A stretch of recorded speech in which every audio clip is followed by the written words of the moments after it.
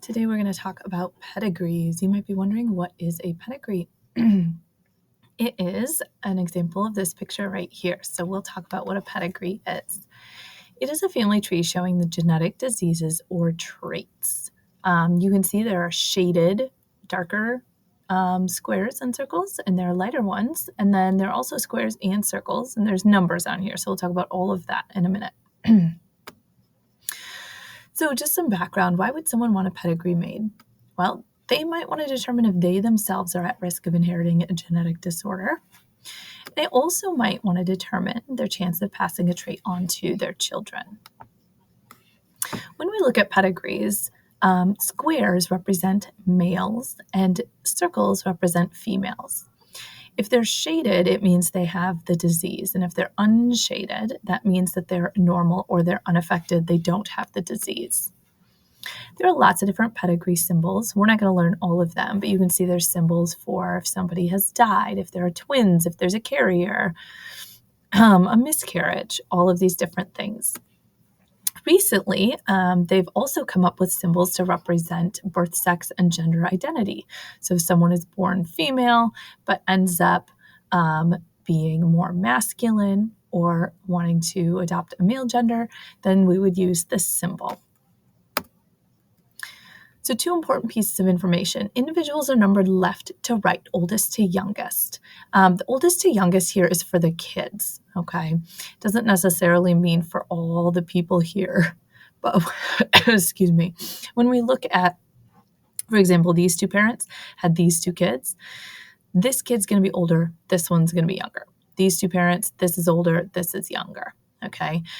It gets a little tricky when we add in spouses here because this is not a kid. This is somebody who married this other person. And we name them using the generation number. So like 3-2 would be this person, or 2-2 would be this person. So how do we solve a pedigree? First of all, we're going to determine if it's dominant or recessive. I have an example here, and we're going to see if we can figure out if this is dominant or recessive. So the first thing you tell kids to do is make a key, okay? So I'm going to try where the dark shapes, the trait or the disease is dominant. So I'm going to say this is big A, or big A, little a. We don't know which one it is. And the non-filled in shapes are little a, little a. I'm just guessing here, okay? And we're going to see if it works. So I'm going to fill this in. We need to write this, or we can write a big A with a blank because we don't know what the second letter is. And then I'm going to write my little a's here. When I do this, let's take a look. Does this work? Can these parents give the kid these letters? Well, I don't see a big A in the parents. In fact, if I did a Punnett square with big little a, and little a, we would not get any kids with big A's. So this does not work. So big cross off, slash through it. So it doesn't work to have this trait be dominant, the shaded ones be dominant. So let's see if it works the other way, to have the shaded ones be recessive. I'm going to put my 2 little a's here. I put my big A's here. Does this work? Can we make it so that my little a gets 1 little a from this parent? Oh yeah. If it's big A, little a, we can. And a little a from this parent. Yes, we can. So we now know that these 2 parents have to be big A, little a, and big A, little a in order for them to pass this down. So if we see 2 parents that are not affected and then they have a child, this means it has to be recessive trait. The shaded in has to be recessive. So we're going to draw this in our notes. It doesn't matter if it's a male child or a female child. 2 parents that are not affected, who have an affected kid, this, if you see this in a pedigree, it's going to tell you it's recessive. So let's take a look here. We have to figure out, is this showing a trait that's dominant or recessive? So we can take a look. Can we find anything that's got 2 parents having a kid that's affected? And we can. We can see these 2 parents are unaffected, and they're having a kid that is affected. So this automatically tells us it can't be dominant. It has to be recessive.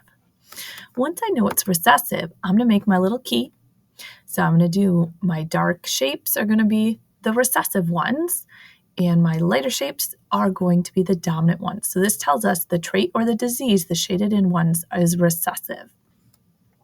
Now I'm going to fill in the letters. So I'm going to use a question mark if I can't figure out what it is, if I don't know what the second letter is. So I already know these have to be little a, little a. So all of the shaded ones, I'm going to do little a, little a. All of the white ones have at least one big A. So I'm just going to write one big A, and I'm going to put like a blank next to it to tell me that I need to fill in the rest of them. Now I have to figure out, can I figure out any of these? So for example, this one has two little a's. Well, it had to get one little a from this parent. What did it have to get from this parent then? Oh, it had to get a little a. So I would put a little a here.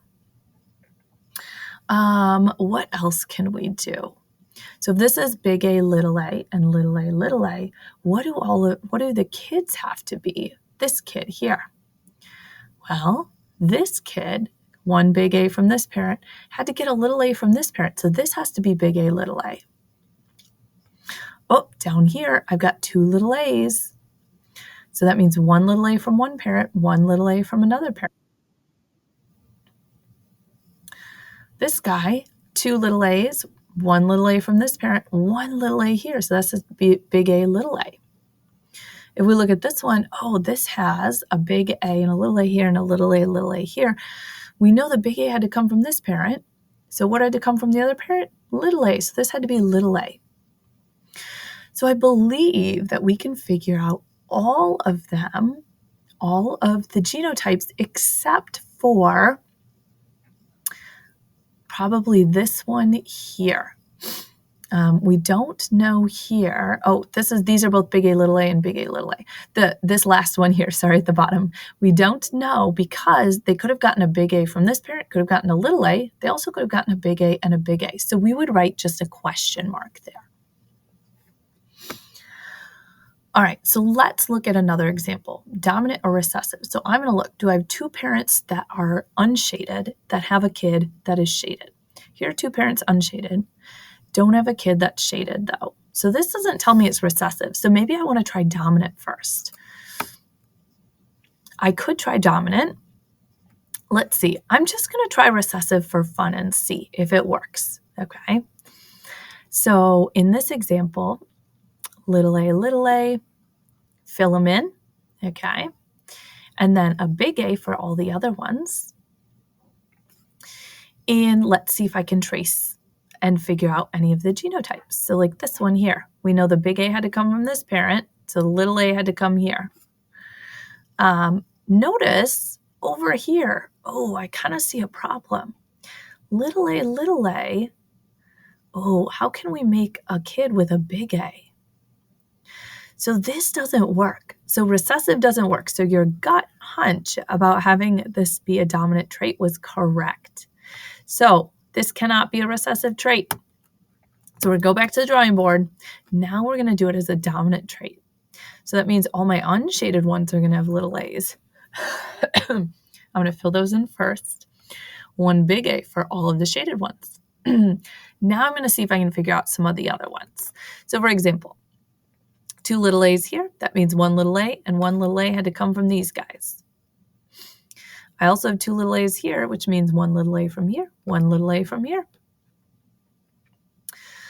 What else can I figure out? Oh, if I go over here, I see the big A had to come from this parent.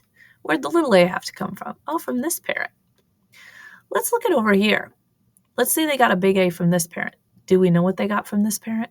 We don't. And we don't know what they got from this parent. So those are going to be question marks. So this is an example of a dominant trait. Again, if you're not sure, make a key, see if it works.